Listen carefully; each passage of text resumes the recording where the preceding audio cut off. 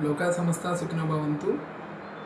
చాలామంది నన్ను అడిగే క్వశ్చన్ ఏంటంటే, గురువుగారు అసలు మనిషి ముందా రత్నాలు ముందా అని అడుగుతున్నారు.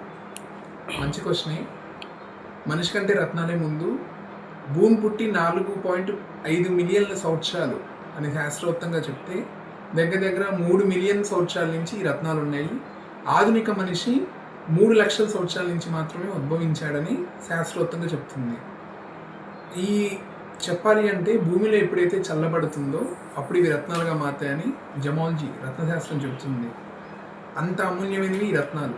అంటే మనిషి కంటే ముందే ఉద్భవించిన ఈ రత్నాలు మనం చూసుకుంటా ఉంటే మార్కెట్లో 100 రూపాయలకి, 200 రూపాయలకి, 10 రూపాయలకి అని ఇలా ఫేస్బుక్లో, ఇన్స్టాగ్రాముల్లో, రకరకాల సోషల్ మీడియాలో మనం చూస్తూ ఉన్నాం.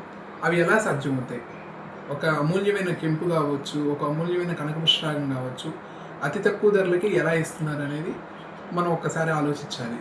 ఎందుకంటే ఒక రత్నం ఉద్భవించాలంటే కనీసం ఉపరత్నం అయినా కూడా 5,000 నుంచి 10 లక్షల సంవత్సరాలు పడుతుంది. అదే కెంపు ఇంకా నీలం ఇవన్నీ చూసుకుంటే కొన్ని కోట్ల రెట్ల సంవత్సరాలు ఖచ్చితంగా ఆ రత్నం తయారవడానికి, ఆ కెమికల్ కాంపోజిషన్ అవడానికి సరిపోతుంది. ఎక్కడైనా రత్నాలు కొనండి, కానీ మంచి రత్నం తీసుకోండి. సహజసిద్ధమైనగా ప్రకృతి ప్రసాదించిన రత్నాలు కొనండి. మీ జాతకంలో ఉన్న దోషాన్ని తొలగించుకోండి. జై శ్రీరామ్.